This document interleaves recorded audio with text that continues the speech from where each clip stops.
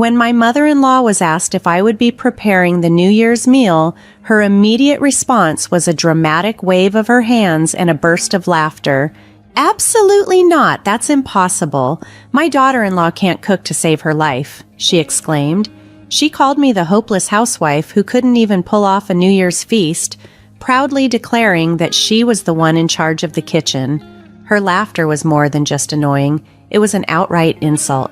After enduring this for so long, I knew it was time for me to speak up. My name is Natalie, I'm 29, and I got married last year.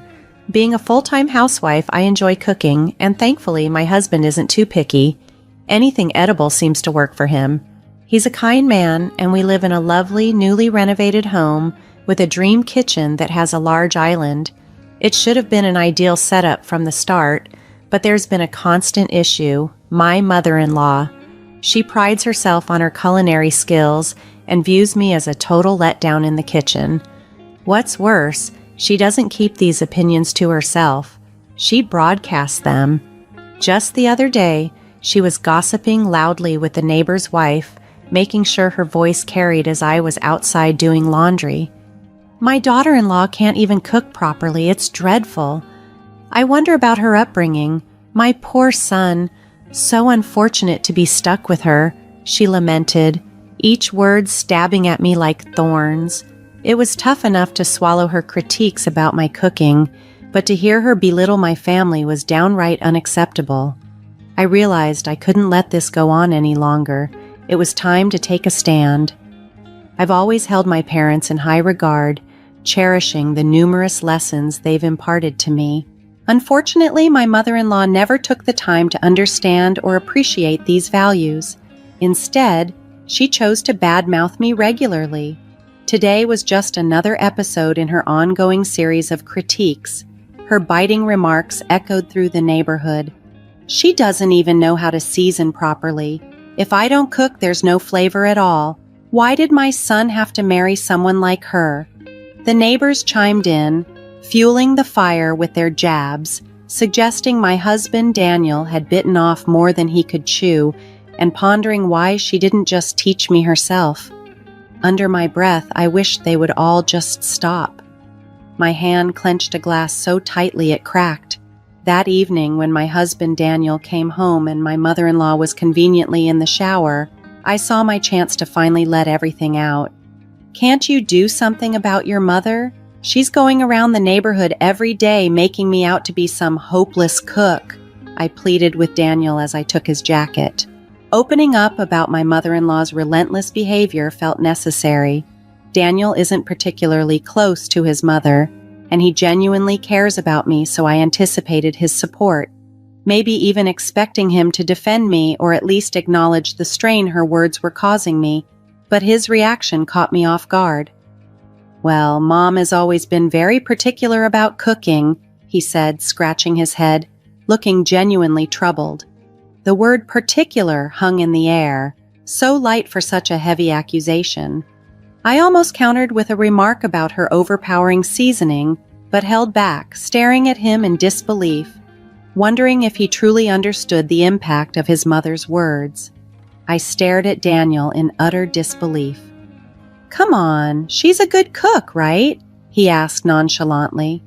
"Well, I don't know much about good or bad cooking anyway. Please just try to get along with Mom. That's what a wife is supposed to do, isn't it?" With those words, he left the room, leaving me stunned. Was this some kind of joke? The thoughts echoed in my mind. A good cook? A wife's duty? What does that even mean? A wave of frustration surged through me all at once. Although I hate to admit it, my mother-in-law's cooking is far from delightful. She has monopolized the kitchen for the past year, ostensibly to spare me the effort, but I've never actually enjoyed her meals. She firmly believes that piling on the spices equates to better flavor. Daniel, raised on that robust taste, always finishes his plate without a word of complaint, but I find it a daily struggle. Eating such heavily spiced food is not only unpleasant, but I fear it might be ruining my palate and isn't great for my health. Each mealtime has become a silent battle, finishing my portion out of fear of the consequences of leaving any behind. Alone in the quiet of our bedroom, I let out a heavy sigh. The real shock wasn't that Daniel failed to criticize his mother's cooking style. It was that he didn't seem to take my feelings seriously. In moments like these, I found myself missing the familiar, comforting meals of my parents' home. As the year's end approached, so did the anticipation for the New Year's celebrations. This would be my first New Year since marrying into this family, a time traditionally marked by a large gathering and a feast prepared by my mother-in-law. The thought didn't fill me with joy, but with a sense of dread, pondering how I would navigate the familial expectations and the overpowering flavors that were now a regular part of my life. When Daniel casually mentioned that it was customary for the family to gather and enjoy the feast prepared by his mother for New Year's, I couldn't help but silently question the tradition. However, outwardly, I only managed an O. It seemed that the relatives who eagerly attended each year had grown to love her cooking, or perhaps they had simply become accustomed to it. Despite feeling a bit of sympathy for them, I couldn't shake off the feeling of slight dread. Despite the frequent critiques from my mother-in-law about my supposedly bland culinary skills, my parents instilled a strong confidence in my cooking abilities. I secretly longed to cook for everyone, and maybe even introduce some subtler flavors to Daniel's palate. With a newfound resolve, I decided it was time to discuss the New Year's feast with my mother-in-law. As she bustled around the kitchen, pulling out large plates and pots, I seized the moment. "I'd like to help with the New Year's feast," I ventured as she energetically prepared for the upcoming celebration. Turning to face me, her expression was one of immediate dismissal. "Natalie, you can't even cook properly. How can you prepare food for the New Year's celebration? We'll have not just our family, but all the relatives over. You know that, right?" she retorted. "But I'm part of this family now. It's my duty as a wife to contribute," I argued, my voice tinged with desperation. She simply shook her head. "Do you want to create an awkward atmosphere at the start of the new year? Everyone comes expecting my cooking. We can't disappoint them. Please, if you understand, don't interfere." Frustration bubbled inside me as I watched her turn back to her preparations, effectively shutting down my offer to help. The new year arrived, and with it, the house filled with about 20 relatives, more than I had anticipated, many of whom I hadn't seen since the wedding. As each guest arrived, I greeted them warmly, ushering them into the spacious dining room that had once awed me when I first moved in. The unusually large room was buzzing, perfectly suited for such gatherings. Meanwhile, my mother-in-law was already deep in conversation with the arriving relatives, the center of attention in the kitchen and the heart of the celebration. During the festive preparations, a relative curiously inquired, "By the way, is Natalie preparing the feast this year?" My mother-in-law quickly waved her hands dismissively and laughed. "That's impossible! My daughter-in-law can't cook at all. She's a hopeless housewife who can't even manage a New Year's feast. I handle all the cooking around here," she declared, her laughter sounding harsh and unwelcoming. It was not a joke or a casual remark. It was a pointed insult directed at me. At that moment, I reached my breaking point. "Mother-in-law, please let me prepare the New Year's feast this time. If it doesn't turn out well, you can always make a palate cleansing dish," I suggested, breaking the tense silence that ensued. After a brief pause, the room began to buzz with whispers from the relatives. "Well, I certainly don't want a disappointing meal, but they say practice makes perfect, right?" My mother-in-law conceded reluctantly, sensing the shifting tide of opinion among the relatives in favor of giving me a chance. "All right, fine. If it doesn't work out, Frida can step in," she added. "Very well then, Natalie, you can take the reign this year," she stated, her words tinged with reluctance. "But remember, I can always step in.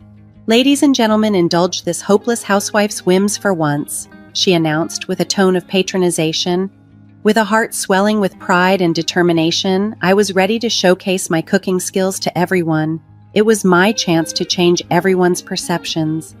I poured my heart into preparing the meal, and as the beautifully arranged feast was placed on the large platter, exclamations of admiration filled the room from our relatives. "Wow, the meal turned out perfectly. It looks delicious. Well done, Natalie. This isn't something just anyone could pull off," they praised enthusiastically.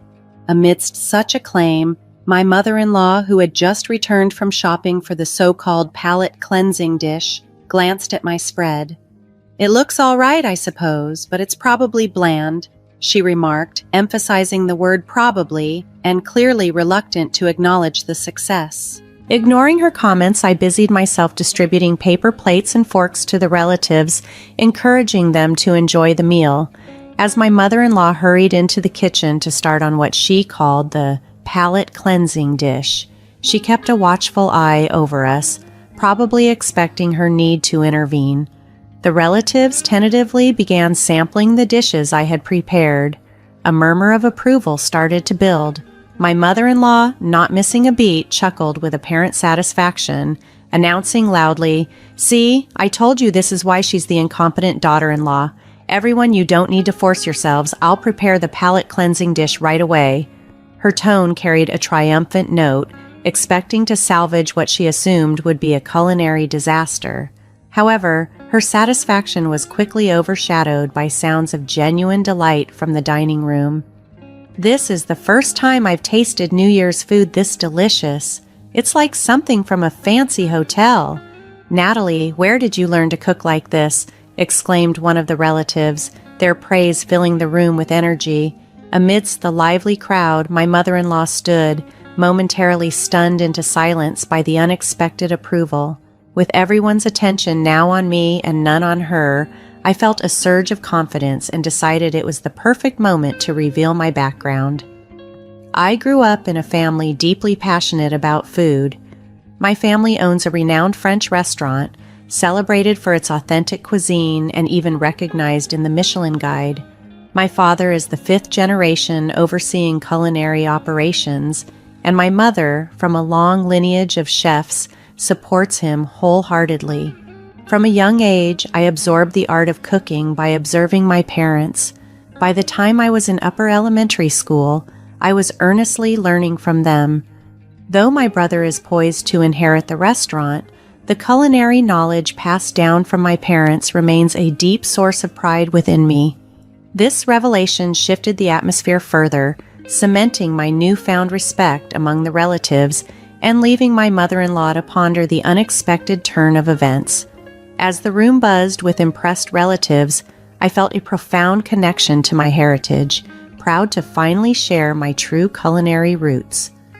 That's why I found it impossible to tolerate my mother-in-law's dismissive remarks and actions that seemed to undermine my culinary skills. To her, dismissing my cooking was akin to denying my parents' legacy and the restaurant that had been a cornerstone of our family for generations. I had mentioned this before I got married, but it seemed lost on her. My mother-in-law, often condescending, seemed to see me merely as the daughter from a quaint countryside restaurant. Daniel, largely indifferent to culinary nuances, probably couldn't tell the difference between a family-run establishment and authentic French cuisine. I sometimes found myself questioning why I married into this family, a thought that I muttered under my breath as I turned to the sound of someone calling my name. Meeting the gaze of several pairs of expectant eyes, I heard, "Can we have seconds? I want more too." Despite the generous portions I had prepared, everything had been completely devoured. A wave of happiness washed over me, and I felt tears welling up. Receiving praise for my cooking should have been routine, something I had known before getting married. Yet, over the past year, I seem to have forgotten that sensation entirely.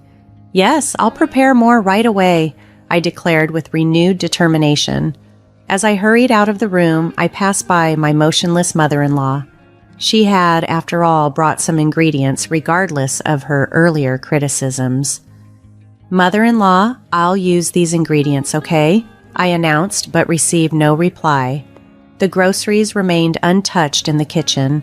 As I reached to inspect the contents of the supermarket bag, someone entered the kitchen.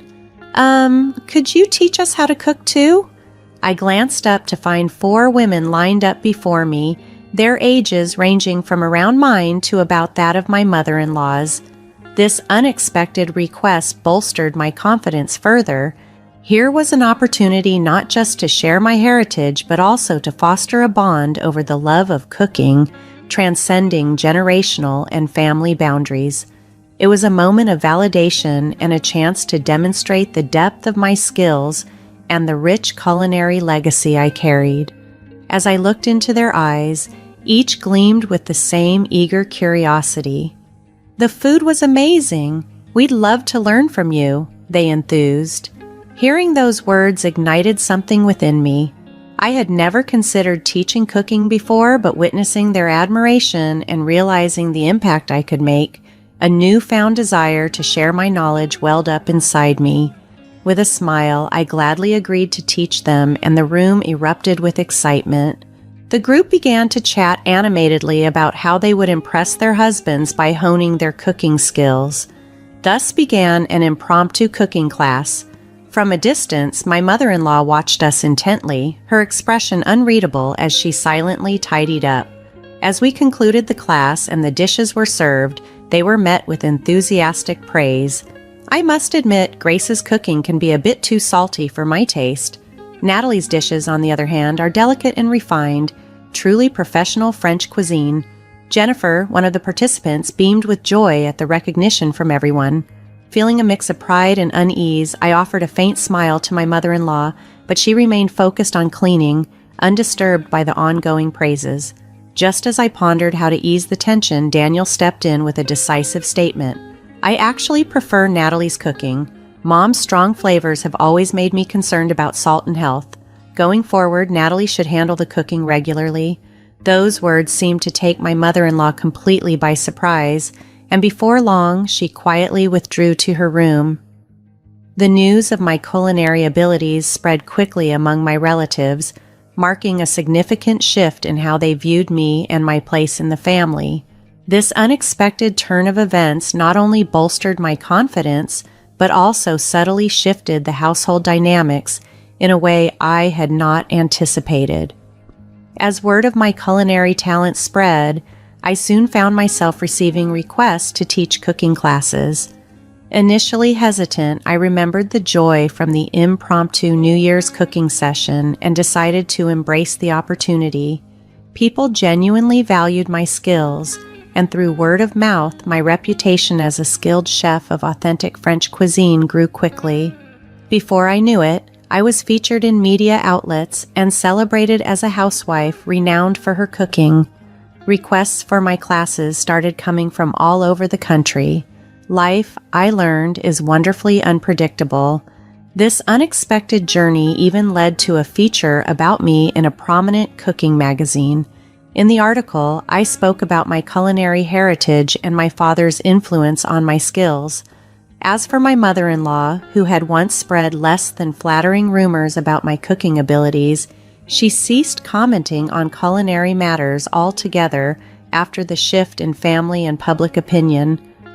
Over time, she gradually stopped cooking altogether, leaving me with full responsibility for meals in our home. Despite the increased busyness, we now live together peacefully, a significant change from our earlier days.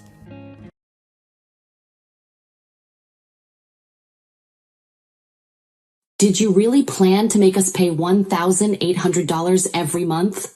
my husband's brother asked, his face clouded with concern. Aiden, visibly flustered, turned to me and asked hesitantly, "Hey, didn't we make extra payments? Is there really still that much debt left?" "In summer and winter, we made slightly larger monthly payments," I replied calmly. "But this is a 35-year mortgage. Even with careful planning, we still have 15 years of payments ahead." Watching the stunned expressions on my brother-in-law and his wife's faces, I silently prayed they would back off.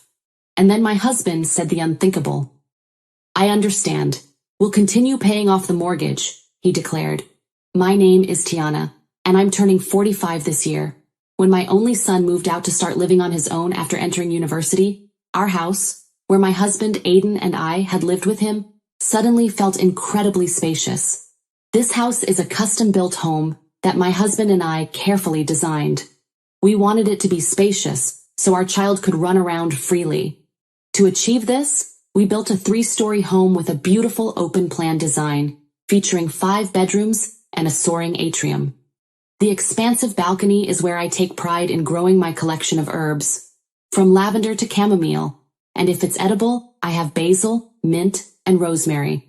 Various herbs flourish abundantly in my little garden. A refreshing mojito with freshly picked mint is the ultimate treat, and my homemade basil sauce is my son's absolute favorite. I always make sure to bottle it up and sneak it into the cardboard box when sending him care packages. My husband's cherished study has ample workspace and a large shelf perfectly fitted into the ceiling, displaying his beloved collection of books and video games. To fully indulge in the books and games he has gathered there, it is not uncommon for him to spend most of his holidays inside, rarely leaving the study except for meals and the occasional bathroom break. As for me, I enjoy my own hobbies. I tend to my beloved kitchen garden and spend my weekdays catching up on TV dramas and movies in the living room, making the most of my days off. I can't help but think that this is what they call the carefree second phase of life after raising children, as I leisurely enjoy another peaceful holiday today. Both my husband and I work until late in the evenings on weekdays. I contribute to repaying the mortgage for this somewhat extravagant house with my own income. Once our child turned 1, we entrusted him to daycare, allowing me to work shorter hours. By the time he became more independent, I resumed full-time employment as a regular employee. With childcare mostly behind us, my work and my kitchen garden had become the main sources of fulfillment in my life. It was during these tranquil days that a sudden event occurred, shattering the peace we had come to know. My husband sold this house to his older brother, Jacob. At first, I didn't understand what my husband was talking about. "What do you mean?" I asked, confused. "You know my older brother has been living in an apartment all this time, right?" My husband replied with a slightly irritated expression. "It's tough for him with 3 kids close in age in a 2-bedroom house. Now that our son has moved out, I'm thinking of giving this house to my brother," Aiden explained. My husband made such an important decision without consulting me. "Where will we live?" I asked, incredulous. "It's not right to inform me afterward." He furrowed his brows and glared at me. "Don't you know the meaning of helping others? When your family is in trouble, it's normal to lend a helping hand. You're so heartless," he reproached me. I wanted to respect his wish to help a struggling family, but I couldn't accept that he made such a decision without consulting me. Anger began to boil up inside me, but I managed to contain it and calmly express my thoughts to my husband. However, Aiden ultimately silenced me. "Cut it out, just shut up and do what I say," he snapped. From the beginning of our marriage, my husband had a tendency to be domineering, but this was the first time he pushed his opinions onto me to this extent. Moreover, his brother and my sister-in-law often relied on us for various things. 3 years ago, Jacob and his wife, who frequently visited our home, said, "Since you only have 1 child and he's already grown up, could you take care of our kids a bit? We have 3 elementary school children." They left their children at our place and went out together. It was up to me and my son to take care of the 3 kids. They always found excuses to leave their children with us and enjoy themselves without a care. "We have plenty of space here. Feel free to rely on us anytime," my husband would say, putting on a good face to please my in-laws. But he never took care of the children and instead locked himself in his study. He even installed an inner lock so they couldn't come in. Moreover, the nephews we were looking after had no sense of reservation. "We're tired of Grandma's cooking. We want to eat out. I want a hamburger," they said. "Mom and Dad said that Tiana and the others are all really kind and will grant any of our requests." Considering their parents, it's no wonder these kids turned out this way. No matter how many times I consulted my husband, he never listened to my opinion. Even my son, who was in high school at that time, grew tired of every weekend. After discussing it together, my son took on a part-time job, and I also found work, finding various reasons to refuse taking care of the nephews. My husband, who had plenty of free time, didn't want to take care of them alone either, so he managed to convince his brother and refused. Since then, we had grown distant from my brother-in-law and his wife. So, you can imagine my shock when they abruptly decided the house should go to my husband's brother. It felt like the ground had been pulled out from under me. My brother-in-law and his wife showed up at our house, pretending it was just to take a look around. My nephews, now middle schoolers, were with them, but their behavior was exactly the same. They barged into the room they assumed would be theirs and started causing their usual commotion. "You're moving? Well, with just the two of you, this house must feel too big. Don't worry, we'll take good care of it," Jacob said with a smug look. Until yesterday, I had no clue they were planning to move, but my brother-in-law seemed completely unfazed. Meanwhile, my sister-in-law stood confidently in the kitchen. "Before you leave, make sure to hire a proper cleaning service. We wouldn't want to deal with any mess you leave behind," she remarked bluntly. How shameless of her. I was completely fed up with my sister-in-law, who clearly emitted an aura of wanting us to leave as soon as possible. Even when I suddenly mentioned that the mortgage hadn't been fully paid off, my brother-in-law smiled confidently. "Don't worry," he said. "Our oldest child will be in high school next year, and my wife will start working part-time. We need her to contribute to the finances. Leave it to me, I'll work hard." Watching this exchange between the couple, I couldn't help but wonder if they were completely misunderstanding something. Since the beginning, it had been me who paid off the mortgage for this house. The monthly payment was $1,800. Could my brother-in-law and his wife handle such payments? I am a pharmacist, so I have a decent income, but it's still a significant amount. On the other hand, I heard from my husband that Jacob's take-home pay was only around $2,000. There's no way they can make ends meet with just a $200 difference. My brother-in-law and his wife seem to have the misconception that my job as a pharmacy clerk pays poorly and that the mortgage repayment is not a significant amount. "You work at the pharmacy, right? The name sounds so cool," Jacob's wife said cheerfully. "I'm also taking a correspondence course to get a medical office qualification. Once I pass, I'll return to work and rejoin society," she added. They are an optimistic couple no matter what. Aiden has always had a strong sense of pride and has felt inferior to me, who earned significantly more income than him. To avoid revealing such a difference in income, my husband explained to others about my job, saying it was something like working at the pharmacy. Well, that's beside the point. It seems my brother-in-law and his wife believe that if they both work, they can handle the mortgage payments. With such thoughts in mind, Jacob suddenly asked a question. "By the way, how much is the monthly mortgage payment?" My husband's face, which had been smiling until then, stiffened. Apparently, even Aiden wasn't aware of the exact monthly payment amount. "It's $1,800, I said without hesitation. Both my husband and his brother froze for a moment. $1,800? Are you kidding?" my sister-in-law exclaimed, his tone filled with disbelief. "No, it's not a lie. Since we bought the house without a down payment, including a land cost, we pay $1,800 every month," I explained. "We can't afford that amount," my sister-in-law continued, her voice rising in shock. I couldn't help but agree with her, and silently hoped this whole matter would be called off as soon as possible. My brother-in-law, caught off guard by the amount, turned to my husband. "Did you really intend to make us pay this amount every month?" he asked, his expression full of concern. My husband hurriedly asked me hesitantly, "Hey, didn't we make extra repayments? Is there still that much remaining debt?" "We made slightly higher monthly repayments during summer and winter," I explained calmly. "It's a 35-year mortgage, and even with proper calculations, we still have 15 years worth of repayments left." As I observed the stunned expression of my brother-in-law's couple, I silently prayed for them to quickly back down. But then Aiden said something outrageous. "I understand. We will continue to pay the mortgage," he concluded. This time it was my turn to be shocked.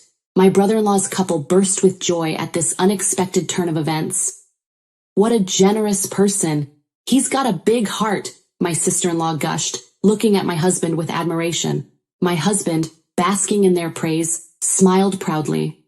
I couldn't help but raise my voice in protest.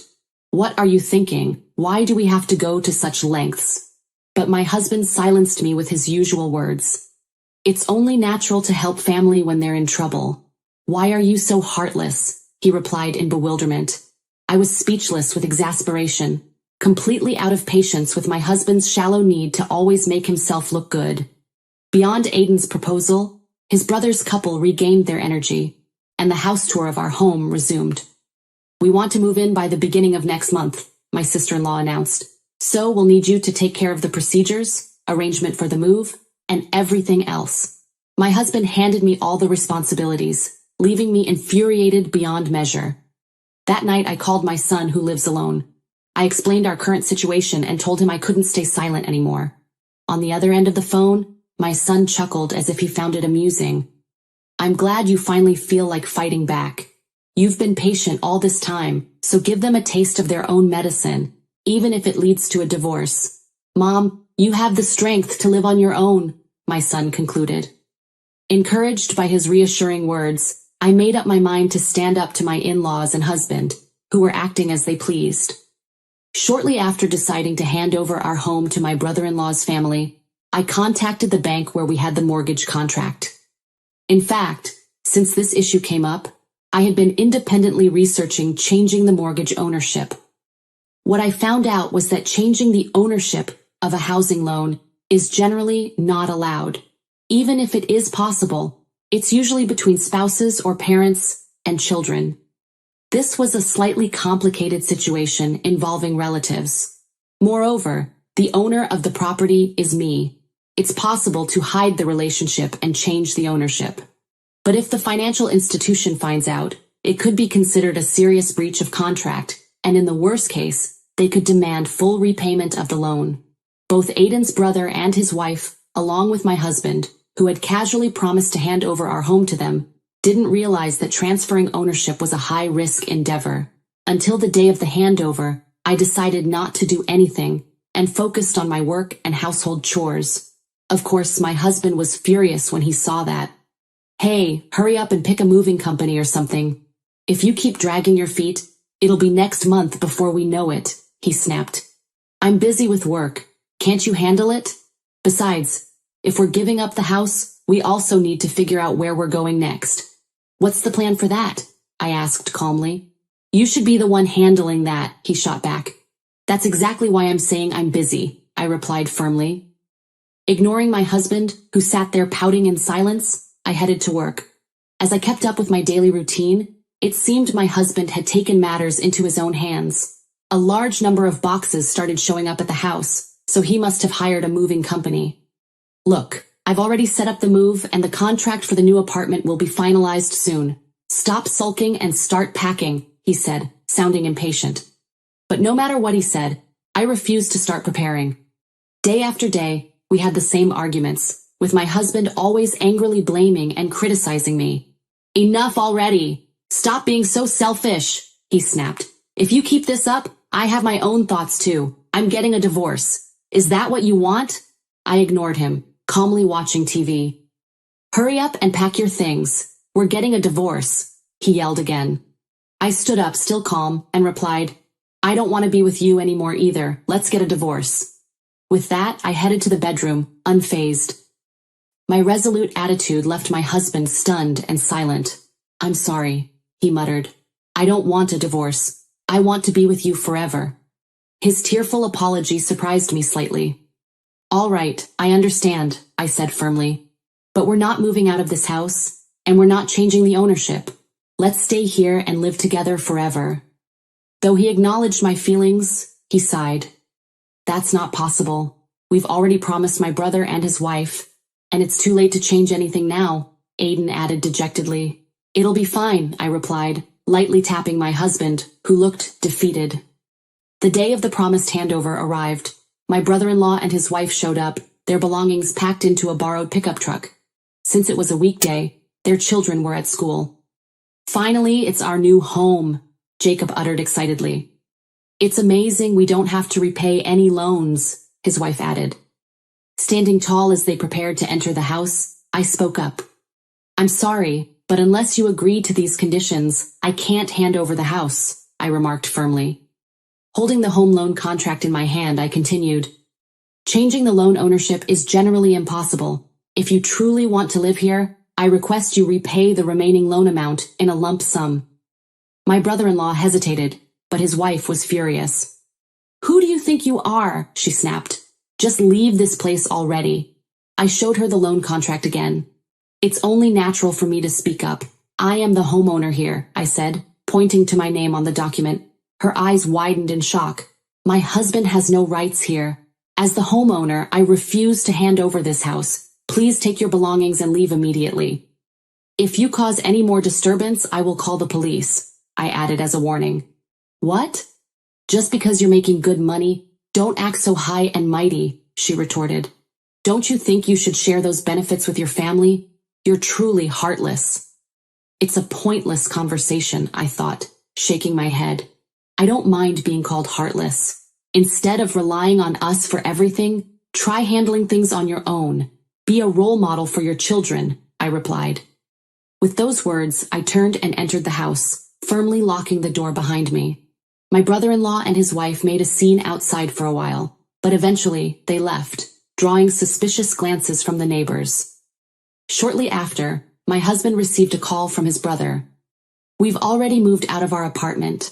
Please, let us stay temporarily until we find a new place, he begged tearfully. My husband quietly responded, no. I couldn't help but laugh at the absurdity of the situation. I knew that if they moved in, they would never leave. Even after all that, my brother-in-law continued calling daily, and sometimes his wife would call me in tears. But my husband stayed firm. I feel bad for them, Aiden admitted. They don't have the money to rent a new place, and the kids will suffer. Seizing the opportunity, I suggested, why not let them live in the apartment you were planning to rent? That's a good idea, he said with a smile, calling his brother to make the offer. Eventually, my brother-in-law and his family moved into the apartment, but soon my husband faced another problem. They're not paying the rent, he lamented. Aaron transferred the rent once, but I've been covering it for months now. As expected, they took advantage of him. I had anticipated this outcome from the start. How naive and self-righteous I was, I thought with a sneer. Their family is going through a tough time, so we should help them, right? You're not a heartless person like me, are you? I teased my husband. He had no response. My brother-in-law's family, unable to afford the rent, now lives in a cramped one-bedroom apartment, much smaller than before. It's unfortunate for their 3 growing boys, but perhaps it's the consequence of their selfishness. I won't sympathize with them, I thought, and I certainly have no intention of helping them. Though they continue to demand money like hyenas, my husband now shoulders a huge debt because of them. Thankfully, we kept our finances separate. As for me, I'll leave their pitiful fate behind and focus on my own life. Next month, I'll harvest the basil I've been growing for my son, who will be coming home.